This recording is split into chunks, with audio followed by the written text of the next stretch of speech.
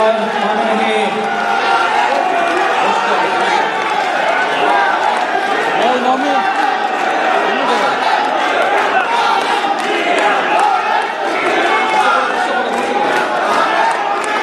बिस्मिल्लाहिर्रहमानिर्रहीम। আজকের অনুষ্ঠানের সভাপতি মঞ্চে উপস্থিত অতিথিবৃন্দ,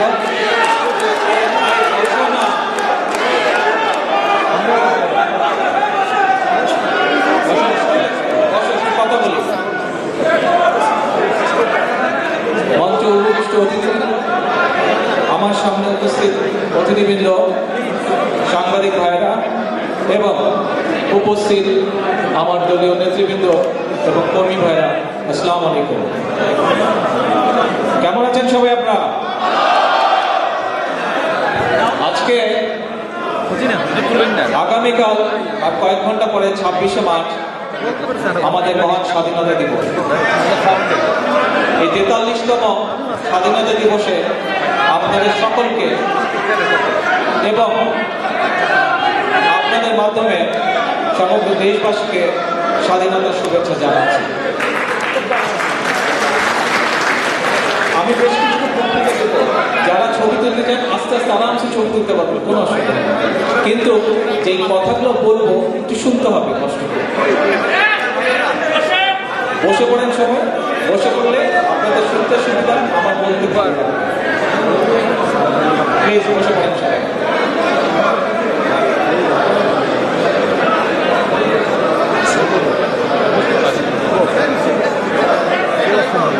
এ ভাই, ক্যামেরাটা মানে বন্ধ করতে হবে।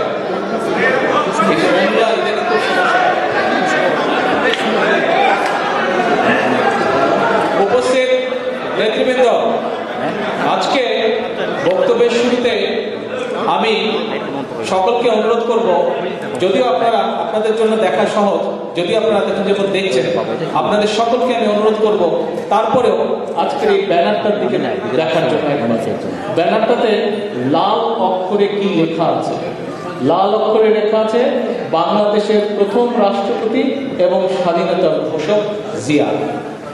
আমি আজকে আমাদের যে মঞ্চে উপস্থিত আছেন ডক্টর মালিক সাহেব, আমি ওনার কথার রেশ ধরেই বলতে চাই যে বাংলাদেশে আজকে স্বাধীন যে বাংলাদেশ আমাদের, এই বাংলাদেশের প্রথম এবং স্বাধীন সার্বভৌম বাংলাদেশের প্রথম রাষ্ট্রপতি ছিলেন আমাদের নেতা শহীদ রাষ্ট্রপতি জিয়াউর রহমান। এখন আপনারা কি কেউ বলতে পারবেন যে এই যে আমি কথাটা বললাম, কেন কথাটা বললাম? আপনাদের কি ধারণা আছে? আছে? গুড। তো আপনাদের সাথে আমি আর একটু শেয়ার করি ধারণাটা কি। শহীদ রাষ্ট্রপতি জিয়াউর রহমান বাংলাদেশের প্রথম এবং সর্বপ্রথম রাষ্ট্রপতি, এটাই সত্য, এটাই ইতিহাস। উনি 1971 সালে মার্চ মাসে স্বাধীনতার ঘোষণা দিয়েছিলেন। এই যে বাংলাদেশ স্বাধীন, আমরা স্বাধীনতা যুদ্ধে ঝাঁপিয়ে পড়লাম, আজকে থেকে আমাদের দেশ স্বাধীন, এই ঘোষণাটা দেওয়ার কথা ছিল, দেওয়ার দরকার ছিল, দেওয়া উচিত ছিল তৎকালীন যে সকল রাজনৈতিক নেতৃবৃন্দ ছিল তাদের। কিন্তু সেই সকল রাজনৈতিক নেতৃবৃন্দ, তৎকালীন রাজনৈতিক নেতৃবৃন্দ তা দিতে ব্যর্থ হয়েছিল। তারা শুধু সেই যে স্বাধীন বাংলাদেশ আমাদের, মাস থেকে বাংলাদেশ স্বাধীন, সেই ঘোষণাটা দিতেই শুধু তারা ব্যর্থ হয়নি, তারা ব্যর্থ হয়েছিল সেই সময় 7 কোটি মানুষ যে দেশে ছিল, আমাদের যে 7 কোটি জনসংখ্যা ছিল, তাদের মনের ভাষা বুঝতেও তারা অক্ষম হয়েছিল। 7 কোটি মানুষ কিন্তু সেদিন চাইছিল যে দেশ স্বাধীন, তাদের ডাইরেকশন দেওয়ার জন্য এই স্বাধীনতার ডাইরেকশনটা তারা চাচ্ছিল নেতৃবৃন্দের কাছে, কিন্তু তারা ব্যর্থ হয়েছিল। কিন্তু সেই 7 কোটি মানুষের মনের কথাটা শহীদ জিয়া বুঝতে পেরেছিলেন, শহীদ জিয়া পড়তে পেরেছিলেন।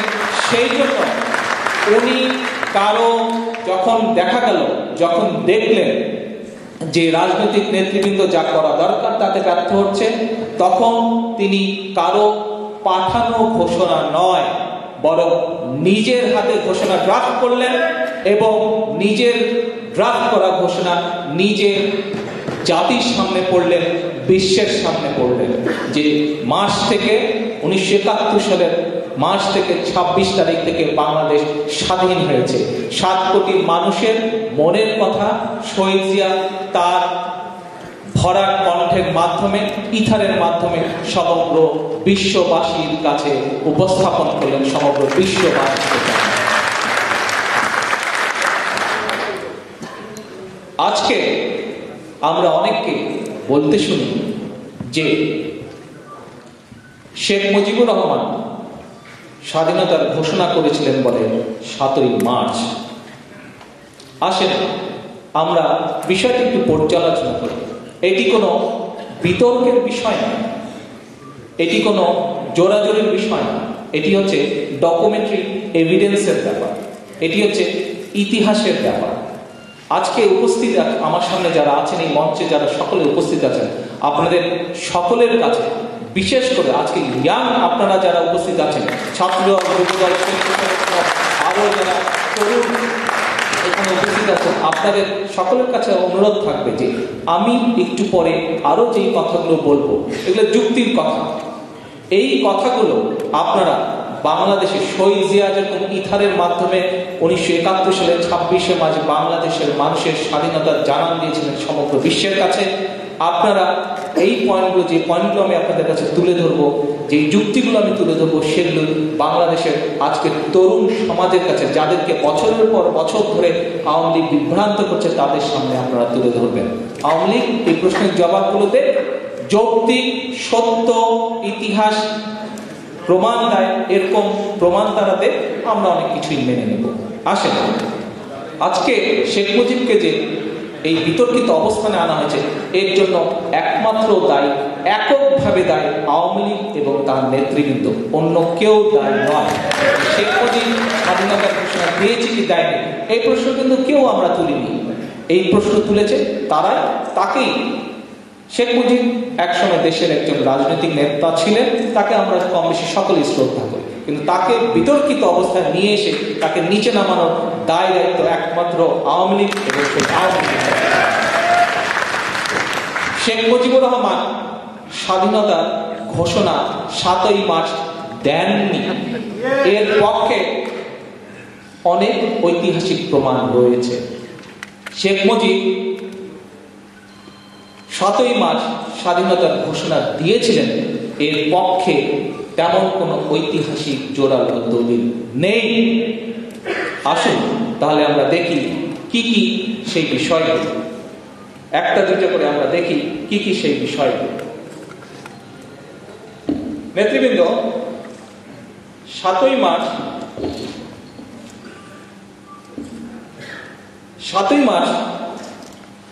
শেখ মুজিব, আমরা শুনতে পাই অনেকের কাছে বা আওয়ামী লীগের নেতৃবৃন্দের কাছে যে শেখ মুজিব 7ই মার্চ বলে স্বাধীনতার ঘোষণা দিয়েছিল।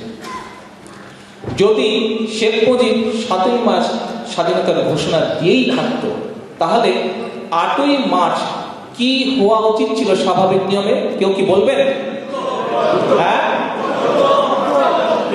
1, যুদ্ধ শুরু হওয়ার কথা ছিল।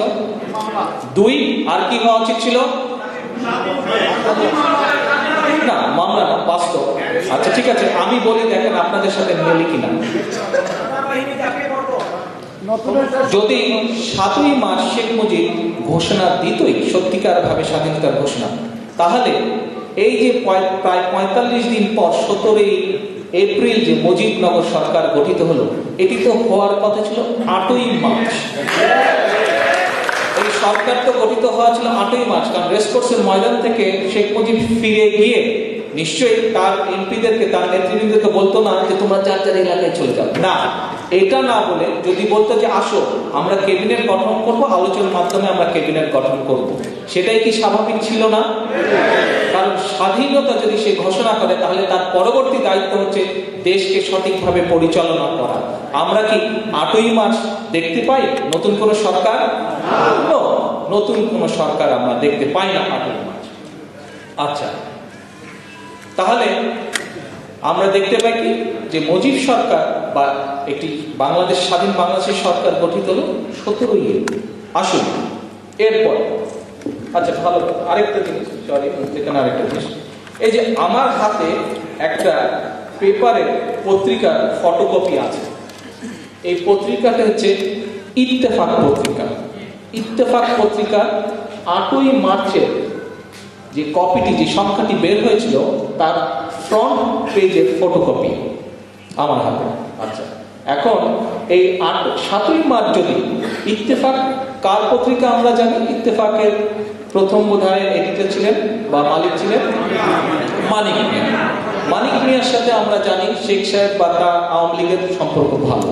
বর্তমানে আনোয়ার হোসেন মঞ্জু ইত্তেফাকের মালিক, শেখ হাসিনার সাথে দেখি তার ভালোই সম্পর্ক।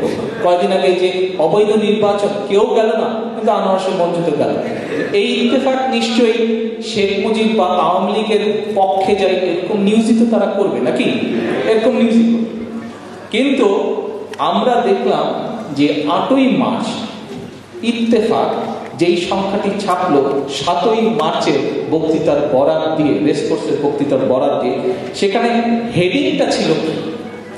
ইত্তেফাকের হেডিং ছিল কি? হওয়া ছিল হেডিং বলেন তো? যদি 7ই মার্চ স্বাধীনতা ঘোষণা করতো, স্বাভাবিক, হ্যাঁ, বাংলাদেশ স্বাধীন বা শেখ মুজিব স্বাধীনতার ঘোষণা করেছে, আজ থেকে দেশ স্বাধীন, এরকম কিছুই তো হওয়ার কথা ছিল। হেডিংটা এরকম কিছুই আসা স্বাভাবিক ছিল, কিন্তু না, হেডিংটা তেমন আসেনি। হেডিংটা এসেছিল পরিষদে যাওয়ার প্রশ্ন বিবেচনা করিতে পারি যদি, এটি ছিল হেডিং। পরিষদে যাওয়ার প্রশ্ন বিবেচনা করিতে পারি যদি। আচ্ছা আসেন এরপরে শুধু এটি তো হেডিংই ছিল না। সাধারণত এরকম ইম্পর্টেন্ট মিটিং হলে রাজনৈতিক দলের পত্রিকাগুলো হেডিং দেয়, হেডিং এর সাথে আবার কতগুলো সাব হেডিং দেয়। সাব হেডিং এর সাধারণত ইম্পর্টেন্ট যেগুলো পয়েন্ট থাকে, সেই পয়েন্টগুলো তারা বোল্ডের মধ্যে দিয়ে দেয়। তা আমরা এখন দেখি যে ওই বোল্ড পয়েন্টগুলো কি কি ছিল। বোল্ড পয়েন্টগুলোর মধ্যে 1 নম্বরটি ছিল সামরিক আইন প্রত্যাহার করো। 2 নম্বর ছিল জনপ্রতিনিধিদের হাতে ক্ষমতা হস্তান্তর করো। 3 নম্বর হচ্ছে সৈন্যদের ছাউনিতে, এই ছাউনি শব্দটা কিন্তু আওয়ামী লীগের একটা বেশ ইউজ করে, এই শব্দটা আপনারা খেয়াল করেন। সৈনিকদের ছাউনিতে ফিরিয়ে নাও। 4 নম্বর পয়েন্ট ছিল নাগরিক হত্যার তদন্ত চাই, করব না, চাই। তার মানে কি? আপনি আরেকজনের কাছে চাচ্ছেন, আরে ভাই আমি যদি স্বাধীনতার ঘোষণা দেখি তখন তো বলবো তদন্ত আমি করব, চাই বলবো নাকি? সৈন্যদের ছাউনিতে ফিরিয়ে নাও, কাকে বলছে ফিরিয়ে নাও? ফিরিয়ে নিব বলবো তো, স্বাধীনতা বলবো যে আমি ফিরিয়ে নিব। আচ্ছা, সামরিক আইন প্রত্যাহার করো, কাকে বলছে? তুমি তো আরেকজনকে বলছো, রাইট? তাহলে কোথায় স্বাধীনতার ঘোষণা হলো? স্বাধীনতার ঘোষণা তো হলো না। আচ্ছা আসেন এরপরে আমরা যদি দেখি একটা বিষয়, যে ইতিহাস যদি আমরা পর্যালোচনা করি, এই পর্যন্ত যেগুলো ইতিহাসের বই বের হয়েছে সেই সময়কার ঘটনাগুলো উল্লেখ করে, অধিকাংশ বই যেগুলি নিউট্রাল সেগুলো তো আছে, অধিকাংশ বই দেখা যায় যে কিছুটা বায়াসড থাকে, তাও বায়াসড আওয়ামী লীগের পক্ষে, ঠিক আছে। সেইগুলো সবকিছু বিবেচনা করি, যে আমরা তৎকালীন অবস্থা বিবেচনা করি, তাহলে আমরা কি দেখব? আমরা যেটা বাস্তব, যেটা সত্য, আমরা দেখলাম যে শেখ সাহেব বা শেখ মুজিব যদি বলতেন সেই সময় যে প্রতিদিন, আমি না বলা, পরবর্তী নির্দেশ না দেওয়া পর্যন্ত প্রতিদিন আমার বাড়ি 5000 লোক পাহারা দিবে, তাহলে কি সেটা সম্ভব ছিল না? সেটা যদি সম্ভব হয়ে থাকে, আপনারা কি মনে করেন সেটা সম্ভব ছিল? সেই সময় উনি খুব পপুলার মানুষ ছিলেন, তাই না? তাহলে কি এই 30-40টা সিপাহীর পক্ষে এসে তাকে অ্যারেস্ট করা সম্ভব ছিল? এই যে 25শে মার্চ রাত্রে যে শেখ মুজিব অ্যারেস্ট হলো, এটা কি সম্ভব ছিল? ছিল না। তার মানে কি দাঁড়ালো? সে স্বাধীনতার ঘোষণা দেয় নাই, 1 নম্বর। 2 নম্বর হলো যে সে রেডি ছিল আত্মসমর্পণ করে, যে আমি অ্যারেস্টে চলে যাবো, এর আগে তো অ্যারেস্ট হয়েছি আমি অনেকবার, আমার একটা নেগোসিয়েশন করে পরে চলে যাবে। স্বাধীনতার ঘোষণা ছিল না। আর যে স্বাধীনতার ঘোষণা দেয় সে এরকম চুপচাপ ঘরে বসে থাকতে পারে না। আসেন এর পরের পয়েন্টে আমরা যাই।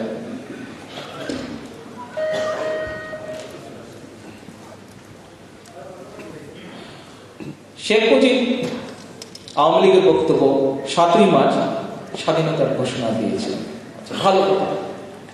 স্বাধীনতার ঘোষণা যদি উনি দিয়েই থাকতেন তাহলে 15ই মার্চ ইয়াহিয়া ঢাকায় আসে। ঢাকায় আসার পরে 16ই মার্চ, এই কিছুদিন আপনারা দেখে এসেছেন ঢাকায় যেটা শেরাটন হোটেল ছিল, এখন বোধহয় কি করেছে, রূপসী বাংলা নাকি করেছে, এটা তখন হোটেল ইন্টারকন্টিনেন্টাল ছিল। তাহলে কি হলো, দাঁড়ালো কি যে 16ই মার্চ ইয়াহিয়া এবং শেখ মুজিব বৈঠক। আচ্ছা, সেই বৈঠক কিন্তু প্রায় 2.5 ঘন্টার মতন হয়েছিল, 16ই মার্চের বৈঠক। আচ্ছা, এরপরে আসেন, শুধু 16ই মার্চ বৈঠক হলো না, বৈঠকের পরে আবার আরেকটি বৈঠক হলো 17ই মার্চ। শুধু 17ই মার্চই বৈঠক হলো না, আরেকটি বৈঠক হলো 19শে মার্চ। 19শে মার্চও বৈঠক হলো না, পরবর্তীতে আবার বৈঠক হলো 20শে মার্চ। এভাবে 21, 23 এবং লাস্ট বৈঠক হলো 24শে মার্চ। প্রত্যেক বৈঠক থেকে বের হবার পরে সাংবাদিক ভাইরা এখানেও আছেন, আপনাদের সিনিয়ররা তখন ওখানে ছিলেন। বের হবার পরে সাংবাদিকরা যখন জিজ্ঞেস করলেন যে কি হলো, প্রত্যেক বৈঠকে শেখ সাহেব উত্তর দিলেন যে বৈঠক ফলপ্রসূ হচ্ছে। এখন আমরা কি প্রশ্ন করতে পারি যে 7 তারিখে যদি স্বাধীনতার ঘোষণা দিয়েই থাকে তাহলে এই যে 17 তারিখ, 19 তারিখ, 20 তারিখ, 21 তারিখ, 23 তারিখ, 24 তারিখ যে বৈঠকগুলো হলো, কার সাথে বৈঠক হলো, কিসের ভিত্তিতে বৈঠক হলো? আমি তো স্বাধীন, আমি স্বাধীন রাষ্ট্র, আমি একটা স্বাধীন রাষ্ট্রের যদি প্রধানমন্ত্রী হয়ে থাকি তাহলে অন্য কোনো রাষ্ট্র থেকে কেউ আসলে আমার সাথে এসে বৈঠক করবে, আমি কেন গিয়ে তার সাথে বৈঠক করব? এটাই কি স্বাভাবিক নয়? আপনারা কি বুঝতে পারছেন আমি কি বলছি? রেসপন্ড করছেন না কেন রে ভাই? আচ্ছা, আসেন এবার বিভিন্ন পত্রপত্রিকা ঘেটে কিছু পয়েন্ট পাওয়া গেল। কি পয়েন্টগুলো ছিল, যে এই যে মিটিংগুলো হলো, এই মিটিং এর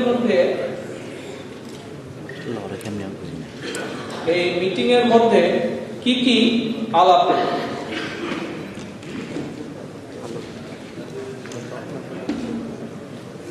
মিটিং এর মধ্যে কি কি আলাপ হলো? মিটিং এর মধ্যে 4টা পয়েন্ট ছিল, যে 4টা পয়েন্ট দেওয়া হয়েছিল। কেউ বোধহয় আলাপ করছেন, আলাপটা একটু পরে করেন, শুনে নেন, তাহলে এটা শুনলে কাজে লাগবে। শহীদ জিয়ার দল করেন, বিএনপি করেন, কাজে লাগবে। যখন শত্রুপক্ষ কিছু বলবে, আপনাদেরকে বলতে হবে। বর্তমান পৃথিবীতে শুধু জোরে বক্তৃতা দিলে না, হইচই করলে হয় না, যুক্তি তর্ক দিয়ে, ইনফরমেশন দিয়ে।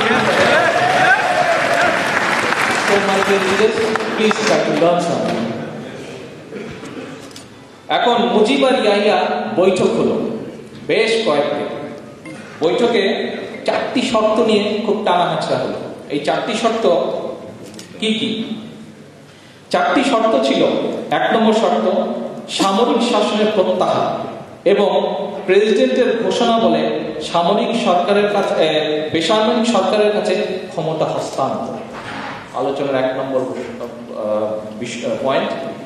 2 নম্বর পয়েন্ট ছিল বাংলাদেশ অর্থাৎ তৎকালীন পূর্ব পাকিস্তান ও পশ্চিম পাকিস্তানের বিভিন্ন প্রদেশে নির্বাচিত প্রতিনিধিদের হাতে ক্ষমতা হস্তান্তর। 3 নম্বর পয়েন্ট ছিল ইয়াহিয়া খান প্রেসিডেন্ট পদে বহাল থাকিবেন এবং কেন্দ্রীয় সরকার নিয়ন্ত্রণ করিবেন। বোঝেন কিন্তু 7ই মার্চ বলে স্বাধীনতার ঘোষণা দিয়েছে, আবার কয় যে ইয়াহিয়া খান প্রেসিডেন্ট পদে বহাল থাকিবেন এবং কেন্দ্রীয় সরকার নিয়ন্ত্রণ করিবেন।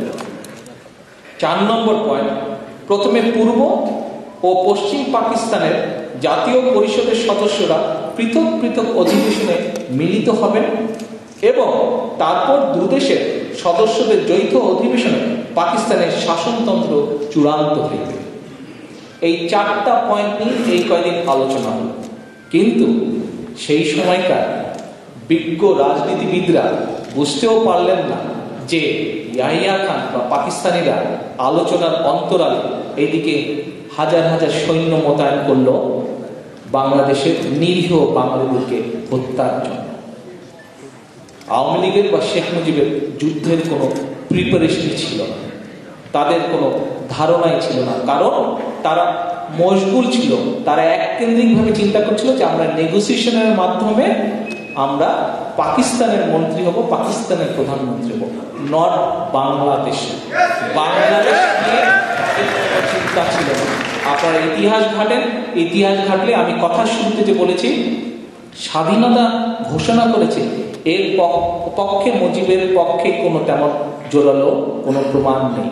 হ্যাঁ, অনেক জোরালো প্রমাণ আছে যে শেখ মুজিব বা তৎকালীন আওয়ামী লীগ 6 দফারই প্রচুর আন্দোলন করেছে, এটার পক্ষে অনেক প্রমাণ আছে।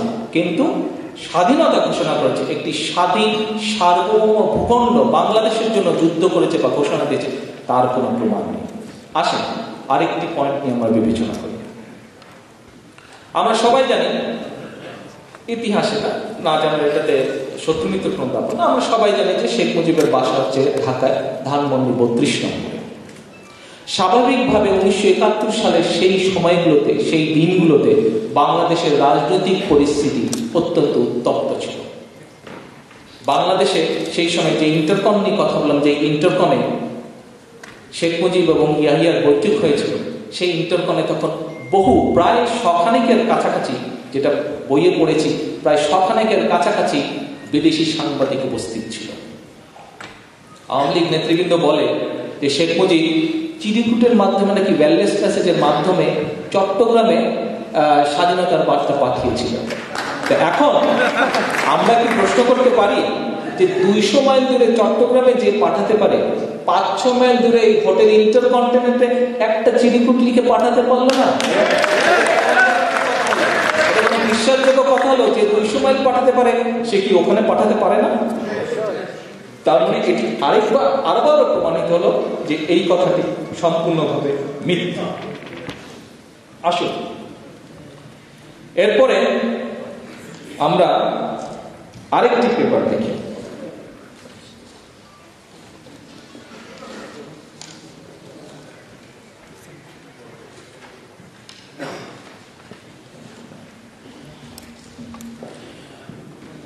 এখানে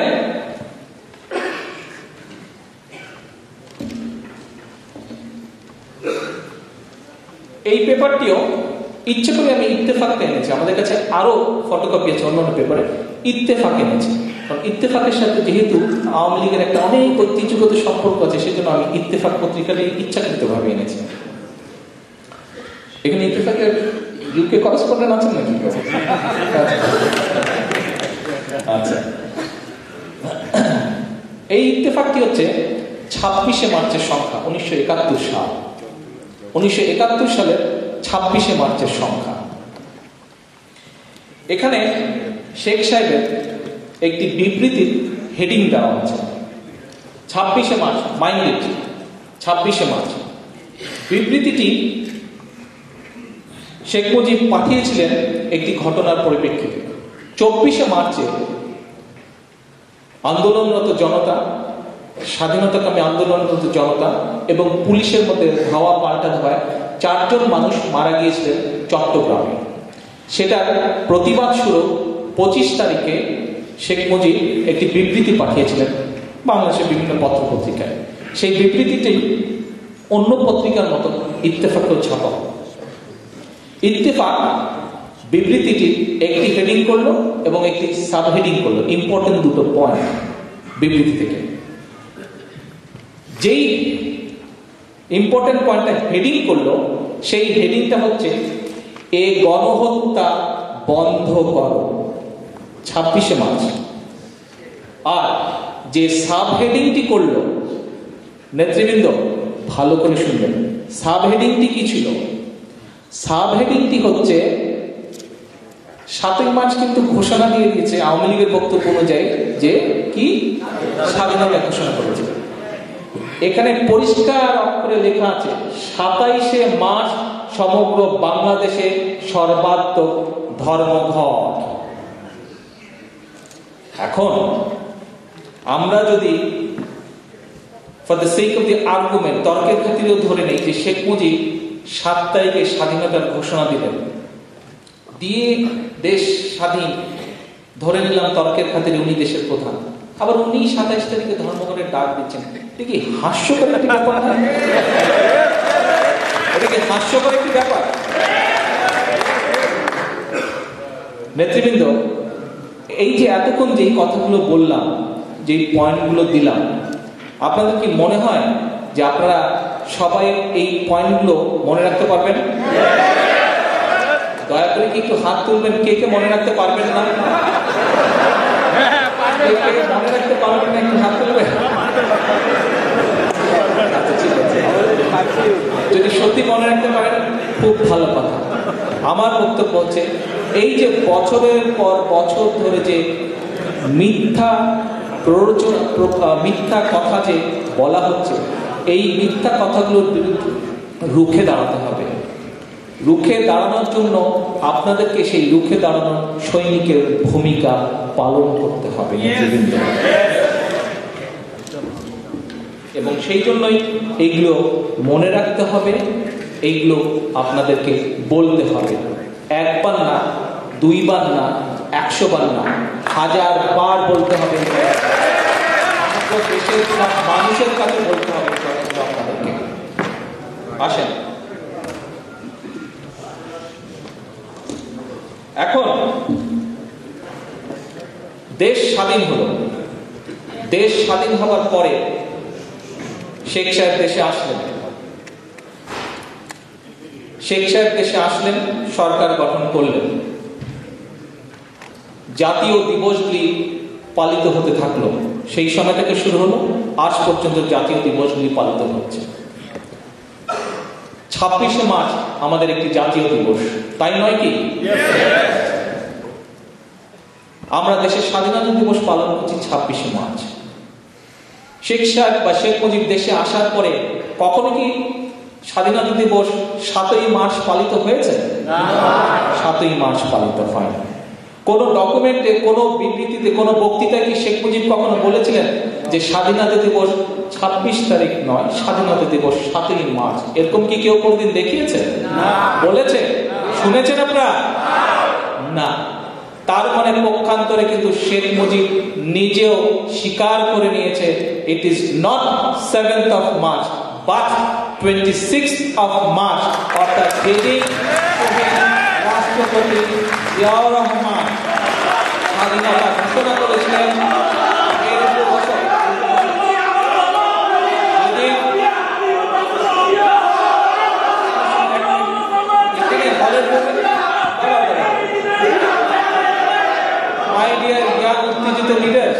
এখানে স্লোগান দিয়ে লাভ হবে না। তোমাদের যেগুলো বলেছি এগুলা মাথার মধ্যে ঢোকাও, মাথার মধ্যে ঢুকিয়ে প্রচার করো, মানুষকে বলো, মানুষকে জানাও, যারা ভুল জানে তাদেরকে সঠিক জানাও।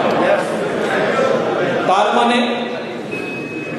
সেই 1972 সাল থেকে আজকে 1914 সাল, প্রতি বছর 26শে মার্চ আমরা স্বাধীনতা দিবস পালন করি। 26শে মার্চ স্বাধীনতা দিবস পালন করেছে শেখ মুজিবুর রহমান যখন উনি জীবিত ছিলেন, যখন তার দল আওয়ামী লীগ ক্ষমতায় ছিল, সেই সময় পালিত হয়েছে। পরবর্তীতে 26শে মার্চ স্বাধীনতা দিবস হিসেবে পালিত হয়েছে যখন শহীদ জিয়া দেশ পরিচালনা করেছেন, বিএনপি সরকার পরিচালনা করেছে, তখন 26শে মার্চ স্বাধীনতা দিবস পালিত হয়েছে যখন স্বৈরাচারী এরশাদ ক্ষমতায় ছিল। 26শে মার্চ স্বাধীনতা দিবস পালন হয়েছে যখন কেয়ারটেকার সরকারের মাধ্যমে নির্বাচিত বিএনপি সরকার দেশনেত্রী বেগম খালেদা জিয়ার নেতৃত্বে দেশ পরিচালনা করেছে। 26শে মার্চ স্বাধীনতা দিবস পালিত হয়েছে যখন 1996 সালে জনতার মঞ্চ গঠনের মাধ্যমে কিছু কিছু ভোট চুরির মাধ্যমে শেখ হাসিনা এবং আওয়ামী লীগ 96 সালে সরকার গঠন করে। সেই সময় 26শে মার্চ স্বাধীনতা পালন হয়েছে 2001 সালে, আবার জনগণের ভোটে নির্বাচিত বিএনপি সরকারের সময়। স্বাধীনতা মাস পালিত হয়েছে 26শে মার্চ স্বাধীনতা দিবস পালিত হয়েছে তথাকথিত অবৈধ কেয়ারটেকার সরকারের সময়, মিলিটারি ব্যাক কেয়ারটেকার সরকারের সময়। স্বাধীনতা মার্চ আজকে 2014 সালে 26শে মার্চ স্বাধীনতা দিবস হিসেবে পালিত হচ্ছে। এ পর্যন্ত কোনোদিন বাংলাদেশের 43 বছরের ইতিহাসে একদিনও 7ই মার্চ স্বাধীনতা দিবস হিসেবে পালিত হয়নি। এটাই তো সিম্পল ব্যাপার। তোমরা কিসের ভিত্তিতে বলছো 7ই মার্চ স্বাধীনতা দিবস ঘোষণা করা হয়েছিল? 7ই মার্চ যদি ঘোষণা করা হয়ে থাকে তাহলে 17ই এপ্রিল কেন মুজিব সরকার গঠিত হলো? 7ই মার্চ যদি ঘোষণা করে হয়ে থাকে তাহলে যে 19, 20, 23, 24 শেখ মুজিব মিটিং করলো, ইহার সাথে কিসের মিটিং করলো? 7ই মার্চ যদি ঘোষিত হয়ে থাকে স্বাধীনতা দিবস, তাহলে শেখ মুজিব ক্ষমতায় আসার পরেও 26শে মার্চ পালিত হচ্ছে। কেন পালিত হলো? তাই নেতৃবৃন্দ, আজকে আপনাদের সকলের কাছে এই যে কথাগুলো আপনাদের সামনে তুলে ধরলাম, এগুলো হচ্ছে যুক্তির কথা। আপনারা কি মনে করেন এগুলোর মধ্যে যুক্তি আছে? পয়েন্টগুলো বলেছি, এগুলোর মধ্যে যুক্তি আছে? এই যুক্তি, হ্যাঁ, ওকে, 100 ভাগ, ওয়ান্ডারফুল, 100 ভাগ। তাহলে জবাব দেন যারা বলে 7ই মার্চ, তারা জবাব দেন আমাদের এই প্রশ্নগুলোর সঠিক জবাব দেন। এই প্রশ্নগুলোর সেই জবাব দেন যে জবাবের পিছনে ঐতিহাসিক দলিল থাকবে। এইভাবে আমাদেরকে জবাব দেন। এই প্রশ্নগুলো আজকে শুধু যারা বিভ্রান্ত করে জাতিকে, শুধু তাদের কাছেই নয়, এই প্রশ্নগুলো শুধু তাদের কাছেই নয় যারা জাতিকে বিভ্রান্ত করে। এই প্রশ্নগুলো আজকে আমাদের সমগ্র জাতির সবার কাছে, যারা সকলে বাংলাদেশী, বাংলাদেশের 55,126 বর্গ মাইলের মধ্যে যারা বাস করে, যে সকল বাংলাদেশি বাস করে, আজকে সময় এসেছে সকলকে এই প্রশ্নগুলো বিবেচনা করতে হবে। সকলকে এই প্রশ্নের সঠিক উত্তরগুলো জানতে হবে, বের করতে হবে। তাহলেই সঠিকভাবে আমাদের ইতিহাসকে জানা সম্ভব। আমরা কাউকে বক্তব্যের শুরুতেই আমি বলেছি যে শেখ মুজিবকে এই বিতর্কিত অবস্থানে আনার জন্য বাংলাদেশের জনগণ দায়ী নয়, বাংলাদেশের অন্য কোন রাজনৈতিক দল দায়ী নয়। একমাত্র দায়ী আওয়ামী লীগ, একমাত্র দায়ী আওয়ামী লীগের নেতৃবৃন্দ। তাকে ছোট করেছে তারই দলের নেতৃবৃন্দ, তাকে ছোট করেছে তারই দল। বাংলাদেশের মানুষ, হ্যাঁ, শেখ মুজিবের এই বাংলাদেশের মানুষের জন্য, গণতন্ত্রের জন্য সারা জীবন আন্দোলন করেছেন। সেই শ্রদ্ধা, সেই সম্মান তাকে আমরা করি, এই শ্রদ্ধা সম্মান। কিন্তু তার অর্থ এই নয়, তার অর্থ এই নয় যে তাকে সম্মান করতে গিয়ে সে আমাদের নেতাকে, আমাদের নেতা সম্পর্কে তারা মিথ্যে কথা বলবে, ইতিহাস সম্পর্কে জাতিকে তারা মিথ্যা বিভ্রান্তিকর তথ্য দিবে। আমরা এটা মেনে নেব না। আজকে সময় এসেছে, আজকে বাংলাদেশের সমগ্র জনগোষ্ঠীকে, বাংলাদেশের তরুণ সমাজকে বলতে হবে। আজকে তরুণ সমাজকে এ কারণেই বলতে হবে, কারণ যে সময় আওয়ামী লীগের বিভ্রান্তিকর তথ্যগুলো ছড়ানো ধরেছে, সেই সময় হয়তো তথ্য খুঁজে পাওয়া কষ্টকর ব্যাপার ছিল। হয়তো লাইব্রেরিতে গিয়ে, পত্রিকা অফিসে গিয়ে অনেক কিছু ঘেটে ঘেটে তথ্য বের করতে হতো। কিন্তু আজকে ইন্টারনেটের বদলে তথ্য জোগাড় করা অনেক সহজ হয়েছে। এবং যেহেতু বাংলাদেশের তরুণ সমাজের একটি বৃহৎ অংশ এই ইন্টারনেট বা তথ্য প্রযুক্তির সঙ্গে সম্পর্কিত, পরিচিত, কাজে আজকে তাদের পক্ষে সহজ হবে এই সত্য ঘটনাগুলো জানা।